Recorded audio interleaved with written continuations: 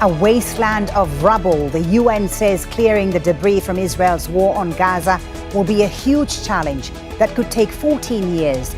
Unexploded ammunition will also make this a dangerous task. So what will this mean for the millions of Palestinians who hope to return to their homes? This is Inside Story.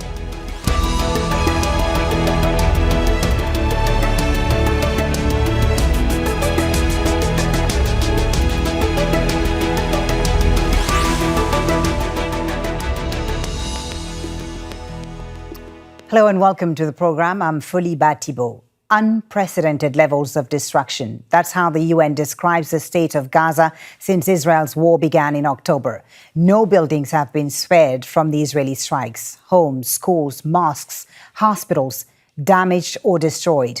The UN's Mine Action Agency says that after more than 6 months of devastating war, 37 million tons of debris now litter the strip. Clearing it will take more than a decade and will likely be slowed down by the unexploded bombs and ammunition scattered throughout Gaza. For Palestinians living among the rubble in the densely populated territory, that makes for an even more dangerous environment. And once the war is over, will it be safe for people to return and rebuild their homes? We'll put that to our guests shortly, but first, this report from Imogen Kimber. In 6 months, Israel's war on Gaza has killed more than 34,000 people and caused unprecedented destruction. Nearly 300,000 homes have been flattened. Heritage sites are in ruins. All universities have been destroyed or damaged, and hospitals and government buildings have been reduced to rubble. Along with the devastation to people's lives, there's enormous amounts of debris, which includes unexploded munitions, and will require a huge amount of cleanup. We estimate 37 million tons of debris, which is approximately 300 kilos of debris per square meter. The UN says at least 10% of ammunition that is fired fails to function. Considering the sheer level of bombardment Israel has rained down on Gaza, there may be thousands of unexploded bombs in the rubble, making the work long and dangerous. We're talking about 14 years of work with 100 trucks. So that's based on that figure, 14 years to remove with approximately 750,000 workdays, person workdays to remove the debris. The cost of removal will likely be in the tens of millions of dollars, according to the Mines Advisory Group.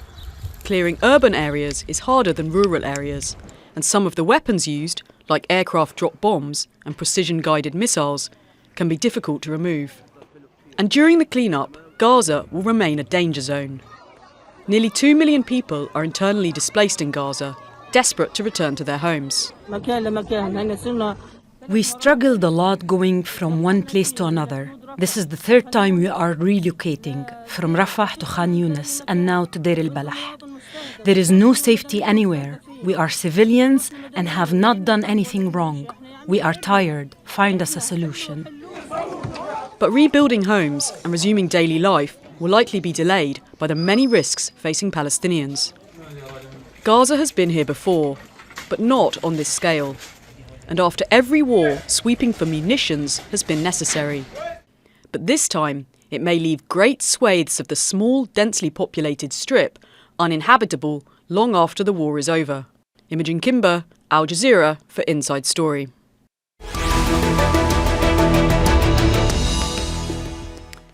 Let's now bring in our guests for today's show. In Geneva, we have Jonathan Guthrie, Director of Operations at the Norwegian People's Aid. In Amman, Federico Dessi, Middle East Director at the NGO Humanitarian and Inclusion. And in Ramallah, in the occupied West Bank, Raja Khalidi, Director General of the Palestine Economic Policy Research Institute. Gentlemen, a warm welcome to you all. Thank you for joining us on Inside Story. Federico, in Amman, let me start with you because you were in Gaza just last month in March. Prior to October 7th, how many unexploded munitions would you expect to find in Gaza, and how much has the danger posed by these weapons increased since the start of the war on October 7th? I think, well, before October 7th, the number of ammunition was relatively low. I think of course, there have been several wars and offensives in Gaza before this one, but they were on a smaller scale. The second largest one was in 2014, and that caused the extensive destruction. But still, we estimated the number of unexploded ordnance that will be present at the end of this current war will probably be between 5 and 10 times higher than what we could see in 2014 and then the aftermath. Yeah, will it be possible, you think, to know the full extent of the contamination caused by the current conflict? It's very difficult to have perfect estimates. I mean, we have a working assumption that there's been something between 50,000 and 100,000 bombs dropped on Gaza and shells dropped on Gaza over the past 6-7 months, and the number is growing by the day, unfortunately, until a ceasefire will be placed. And then between 9% and 14%, those are the technical estimates of these bombs didn't go off. So potentially we're talking about several thousands, potentially up to 10,000 or a bit more of unexploded bombs and shells and mortar rounds in Gaza. Briefly, Federico, before I bring in Jonathan, you were in Gaza last month, as I mentioned. What did you witness while you were there? What was the situation? Because, of course, we describe it. We see the pictures on television on a daily basis. But how did you imagine that it would be as bad as we see it on our screens? It's the worst situation I've seen in 18 years of humanitarian career. And there are two kinds of areas in Gaza. There are areas that are flattened, where like most buildings have been damaged or destroyed, and there is unexploded ordnance under the rubble and also lying in the streets and empty terrains. And then you have those areas that have been targeted less intensively, where most of the population is now regrouping, Rafah and the coast of Rafah, Khan Yunis in the middle area, where there are hundreds of thousands of people crammed into tented settlements or camps along the beach, and then schools that have been turned into shelters. And still you see many buildings flattened or damaged by airstrikes, because airstrikes are happening everywhere, even in those areas where the population has fled. Indeed, the airstrikes are happening even in areas which the Israelis had said were safe for the people. Jonathan, let me bring you into the conversation. You've worked extensively in Syria and Iraq and know, that these weapons, these unexploded ammunitions are a huge concern, of course, for civilian population. But for a place like Gaza, with one of the highest concentration of civilians living in an area, a densely populated area, just how dangerous is it? What's the impact of these unexploded ammunitions on people who live in Gaza? Yeah, thank you very much for having me today.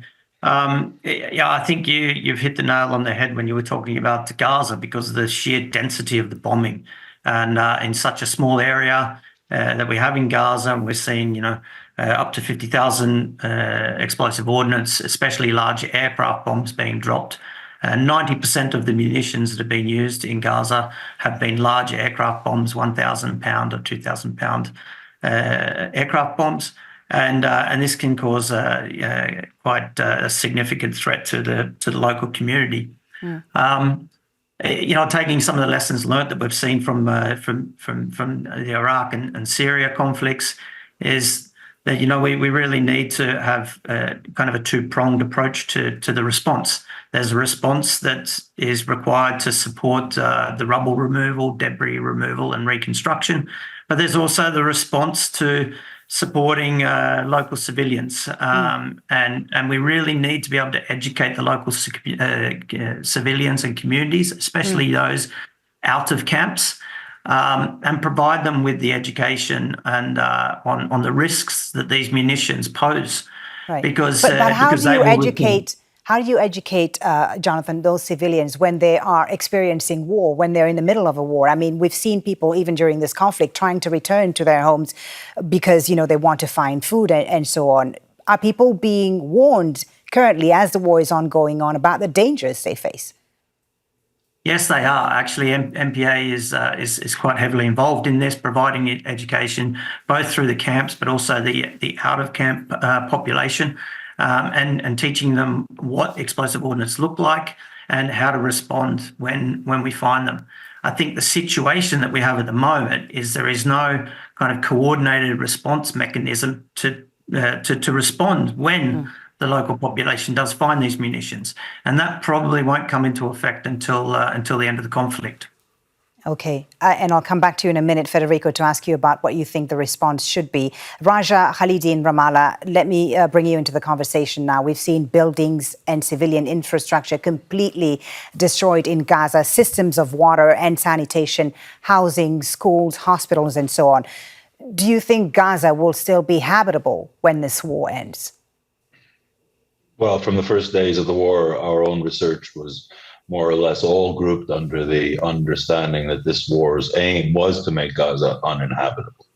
As an economic, monitoring the economic and social impacts, everything has just confirmed at different stages, from the domicide that we've seen to what is it now, 2/3 of the residential stock of the north, I believe, to the weaponizing of food and starvation, and epidemicide and scholasticide. We cannot, keep up, really. So that's the first point. Certainly, we now have and I think I want to just, picking up from your previous speakers, we started looking at 2014 as a comparator in assessing economic impact and assessing destruction, but we've since concluded and started thinking in terms of 1945 as the comparator. This is a total destruction. This is total devastation. The World Bank report on the different sectors, housing, health, education, cultural heritage, the billions that they have suffered, and the billions in some cases are half a billion dollars at health facilities alone, and that's like 70% of health facilities. So that sort of scale is unheard of. And I just want to also say that this question of rubble demining is extremely important, and thinking about these details is something that we need to start doing more of, because, in fact, the unexploded ordnance from the last wars was a major part of Hamas's arsenal. So I'm sure that the Israelis are going to need to, and this is the problem, we don't want to get into a situation where we create mechanisms which prolong Israeli occupation. So the fact that there's an international concern about demining and quickly getting this ordinance out of the way so that the rubble clearance can begin, that's in itself questions of months. So time and scale of rubble removal is a huge, huge subject. Yeah, and so then, Federico, how does the clearing even begin when the war is still going on? When you look at the destruction of the heavy infrastructure there's been, is it possible to know, first of all, the types of ammunitions that have been used and what it's going to take to clear them, what the response should look like? Yeah, so in terms of type of ammunition, what our teams are seeing on the ground is airdropped weapons, very large MK-84, so 900 kilo bombs, and then there's a mix of tank shells, mortar rounds, and then some air-to-surface missiles. Most of them of American production, used by the Israeli army. What will it take to clear all these and make the Gaza Strip safe again for civilians? First of all, we need a ceasefire, because that's the only way to operate safely and reach all the areas of the Gaza Strip, especially those that have been more heavily bombed and where people have fled and would like to go back as soon as possible. Second, we need unimpeded access. We need authorizations from the Israeli authorities and from any other concerned authority to bring inside equipment and to do the work, not only of identifying the kind of weapons used and marking those weapons, which is something that our teams as Humanitarian Inclusion are already doing, but hopefully in the future also be able to defuse these items, detonate them, and remove them for good. Working under the rubble will require specialized equipment, armored caterpillars or excavators, so very specialized equipment and a big effort that cannot be carried out during an active war. We need a ceasefire. Indeed, and that ceasefire is needed. And even when there is a ceasefire, when the war stops, the issue of access is key, isn't it, Jonathan, as Federico mentioned there, accessing these areas and also getting the equipment in. Jonathan, what do you think the process should be when it comes to, clearing these ammunition and these weapons from the Gaza Strip, and who should be involved? Yeah, I think it should be a coordinated and collaborative type effort where it's a UN-led mission. It should be a UN-led coordinated mission, but using the resources that that civil society can bring. In the past, we've seen responses where we've seen construction racing ahead of mine action. We really need to bring the mine action community and experts into the planning, the assessment phases. So there needs to be experts that are attached to assessment missions when going in and looking towards how we're going to plan the reconstruction and the debris removal, and bringing in those expertise at the earliest possible stage will prevent, delays in the future. So, I think we really need to have that in place. We really need to have a strong information management system in place. Again, most likely to be UN-led, so that we can really map out the contamination, map out exactly what type of ordnance we're finding and what response is appropriate.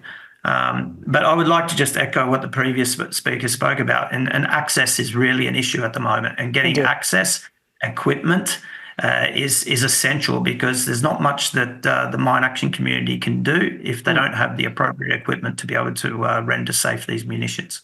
Yeah, access is an issue indeed, because we've seen that even aid hasn't been able to get to the Gaza Strip, and especially in the northern areas of the Gaza Strip. Just on the humanitarian impact, Jonathan, let me ask you a little bit more, because we haven't touched on that. The types of injuries that people are sustaining as a result of these weapons that are being used, what types are they, and how just difficult is it going to treat them, not just now, but in the long term? What impact is it going to have on the civilian population of Gaza? Yeah, it's going to have a massive impact on the civilian community within Gaza. We can talk about the physical impact, but more concerning is probably the mental health and psychological support and impact that it's going to have on them, and has already had on the people of Gaza. We really need to be addressing this, and we really need to be thinking about how to support now, because people that are suffering from this kind of mental health and trauma are more likely to take risk. We'll see greater levels of risk being taken when people do return, and then that's going to actually cause more and more physical, injuries in the future as people do return. So I think that really needs to be addressed now. And then we're going to see very, very typical type of explosive injuries, which could be obviously fatal, but loss of limbs in general, burns, etc. Right. Raja, let me come back to you and hopefully get your economic expertise on all this. Even with the war still going on in Gaza, some people are already talking and imagining reconstruction, rebuilding Gaza. There's already talk of that. How much is it going to take? How complicated and how expensive will it be to clear Gaza? And how much global funding is there at the moment for demining efforts that we've been talking about?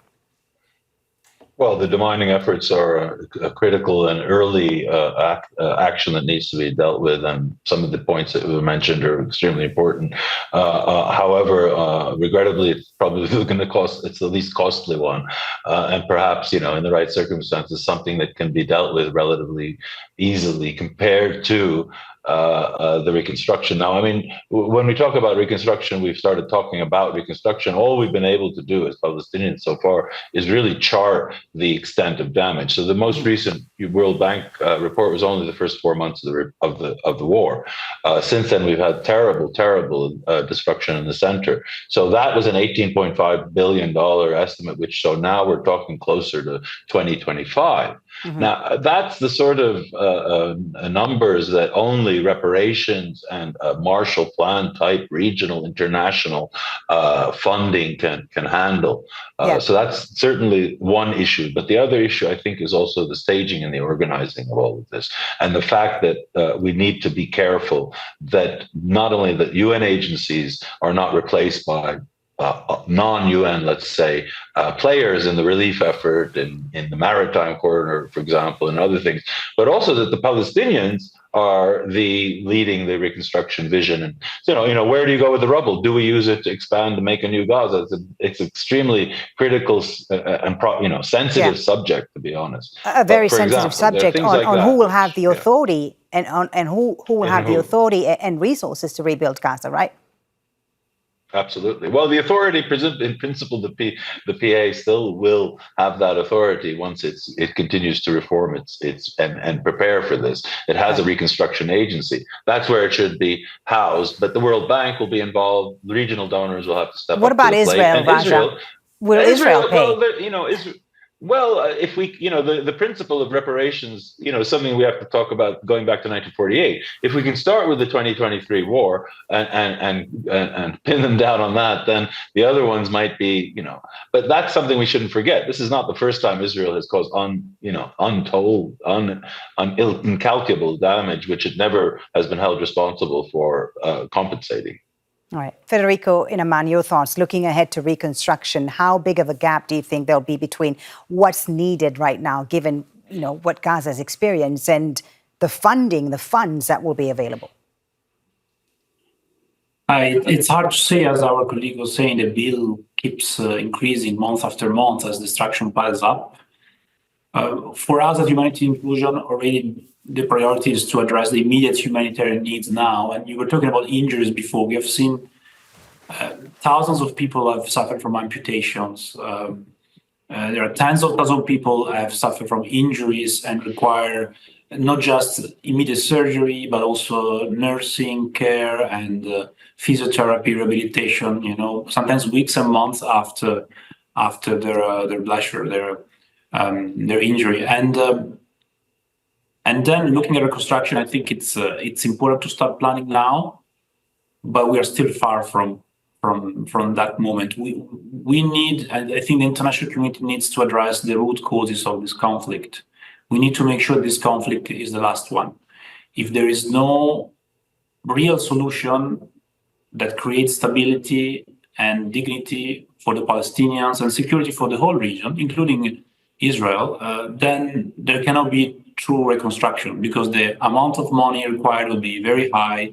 The number of years will be, 5-10 years at least, and no actor or agency will invest in that unless they're sure that this is something stable. We invest now for the next 10 years, but then there's a future of peace and prosperity for Gaza and for Palestine in the region after that.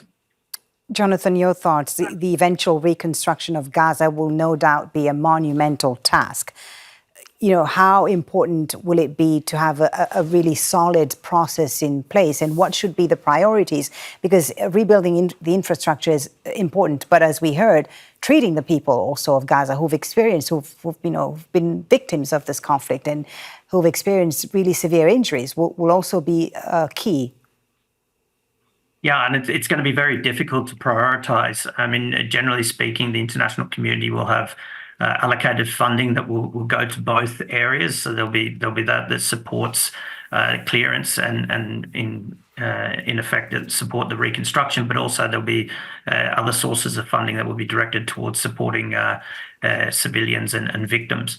So I think between those two and between the different funding sources, we can separate quite easily.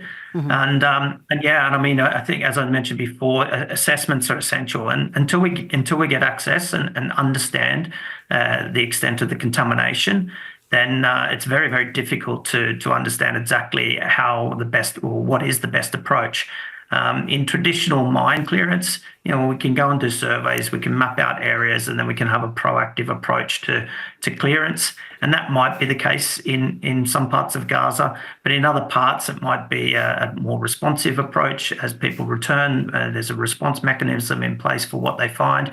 It could be having we will need to educate all workers. Everybody that comes back into Gaza will need to be educated on the risks that these pose. Mm-hmm. And then we can have also mine action experts that are sitting on standby or supporting reconstruction teams or rubble removal teams. Right. So it's going to be a combination of different approaches, I think, depending on which part of Gaza that we're going to be operating in. Yeah, Jonathan, I wanted to ask you about, some of the types of the weapons that have been used. And apparently they include the controversial incendiary white phosphorus, which can seep into water supplies, I understand. So the consequences of all this will be long lasting. I mean, how do you address that? Yeah, I mean the use of incendiary weapons isn't new to conflict, but using it on this level in populated areas is quite unprecedented, and the environmental impact that it will have as it leaks, as you mentioned, leaks into water systems, etc. Will need a completely different response, and it's something that the mine action sector hasn't really worked on in great detail previously, although there are initiatives in place at the moment that are already looking at it, and tests and trials have been conducted on how we could potentially clean water supplies from explosive residues and things. So again, this is just such a complex environment that we're walking into, and it's unprecedented. It's something that we've never really seen before on this scale. An unprecedented situation, no doubt. Raja Khalidi in Ramallah, I'll give you the last word. What should be the best approach? What should be the strategy for reconstruction? And what should decision makers, you think, consider when they move forward? Well, first things first, I think, and we've already heard about some of those first things. So, I mean, there's a very logical sequence of what needs to be done this year, and what can be done, and what needs to be done next year, and what might be possible given resources. And this year, it's about emergency relief, which is costing around $3 to $3.5 billion a year. It's about temporary shelter, which nobody has yet even started putting in place for up to a million displaced people. It's next year is about. And it's about rubble removal, hopefully starting, and these other immediate. Then you have a whole new stage next year, which is when you can perhaps that people can start building again. But even then, you need something to boost the private economy. People cannot, after this sort of trauma, mass trauma, and the lack of services, the slow return of services, cannot be expected to go back to work, and do their thing. So we need a scheme, something like a emergency universal basic income scheme. So at least, before we start to rebuild, we need 10 billion in the next year or so. And that's, that's daunting in the lack, as everybody said, in the lack of a ceasefire, in the lack of a political process, and in the lack of Palestinians taking charge of this process, and not being mortgaged to regional powers, or even, with all due respect, the international agencies, which have been doing a brilliant job in our absence. Thank you, gentlemen, for a very interesting discussion. Jonathan Guthrie, Federico, Dessi, and Raja Khalidi, thank you very much for joining us on Inside Story. And thank you, too, for watching. You can always watch this program again anytime by visiting our website at aljazeera.com. For further discussion, go to our Facebook page. That's facebook.com/AJ Inside Story. Of course, you can join the conversation on X. Our handle is at AJ Inside Story. From me, Folly, Thibault, and the whole team here in Doha, thank you for watching. Bye for now.